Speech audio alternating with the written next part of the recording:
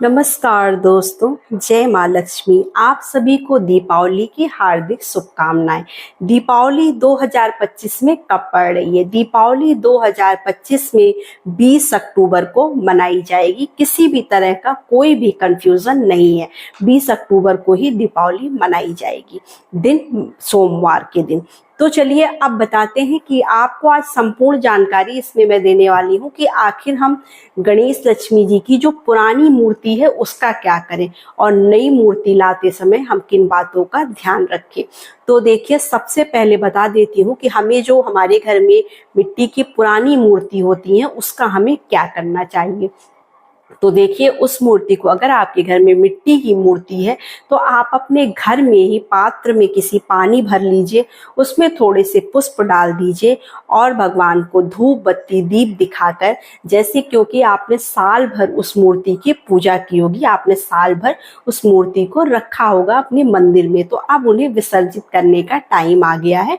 तो आप उस मूर्ति को पात्र में डालकर जो है विसर्जित कर दीजिए, डुबा दीजिए और आप देखेंगे 2-4 दिनों में वो मूर्ति गल जाएगी, क्योंकि मिट्टी से बनी होती है, गल जाएगी। उसके बाद उस पानी को आप अपने जो है पेड़ पौधे में डाल दीजिएगा। इससे आपकी मूर्ति भी कहीं नहीं जाएगी और भगवान की मूर्ति विसर्जित भी हो जाएगी। अगर हम देखिए सही तरीके से मिट्टी की मूर्ति का विसर्जन नहीं करते हैं, उनका सही से पूजा पाठ नहीं करते, तो उसका हमें जो फल प्राप्त होना चाहिए, जो शुभ फल प्राप्त होना चाहिए, वो नहीं होता है। क्योंकि बहुत से लोग क्या करते हैं कि पुरानी मूर्ति को निकाल कर पेड़ के नीचे या कहीं पर भी रख देते हैं। तो इस तरह की चीजें हमें नहीं करनी चाहिए, क्योंकि हम साल भर बड़े ही प्रेम से धनतेरस के दिन भगवान की मूर्ति जब ले आते हैं, पूजा पाठ करते हैं, तो उसे आप अपने मंदिर में साल भर रखकर पूजा पाठ करिए, और नहीं तो फिर आप जो है उन्हें विसर्जित कर दीजिए। अगर आप मंदिर में नहीं रखते हैं तो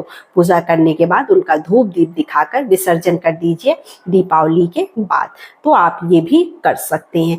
और पुरानी मूर्तियों को इधर उधर पेड़ के नीचे, जैसे बहुत से लोग देव वृक्षों के नीचे रख देते हैं या कहीं पर जहां पर बहुत सारी मूर्तियां वहां रख देते हैं, तो इस तरह की चीजें नहीं करनी चाहिए। आप मूर्ति को विसर्जित ही करिए। नहीं तो फिर जो है आप मूर्ति को किसी पवित्र नदी में भी विसर्जित कर सकते हैं। दीपावली के बाद आप नदी में उस मूर्ति को विसर्जित कर दीजिए, उनकी जगह पर नई मूर्तियां रख लीजिए।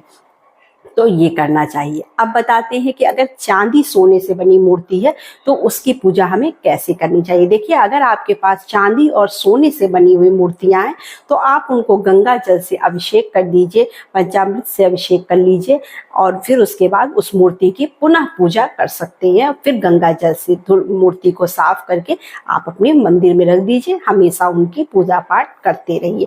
तो इस तरह से हम नई मूर्ति, अगर आपके पास सोने चांदी की मूर्ति है तो इस तरह से हम उनकी पूजा पाठ करते हैं।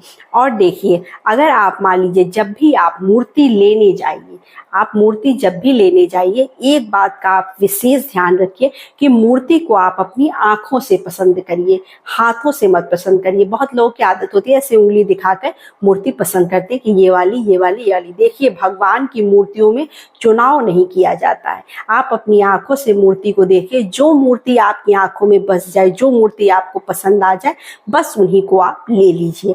ये नहीं कि बार बार इनको देखा फिर इनको छोड़ा, फिर उनको देखा फिर उनको छोड़ा। ये काम नहीं करना चाहिए, क्योंकि इससे आपको पाप लगता है और जो मूर्ति आप लेकर आते हैं, जिसकी आप पूजा पाठ करते हैं, उसका फल आपको नहीं प्राप्त होता है। तो इस तरह से हम जो है पुरानी मूर्तियों का विसर्जन करेंगे। नई मूर्तियां लाते समय इन बातों का हम ध्यान रखेंगे।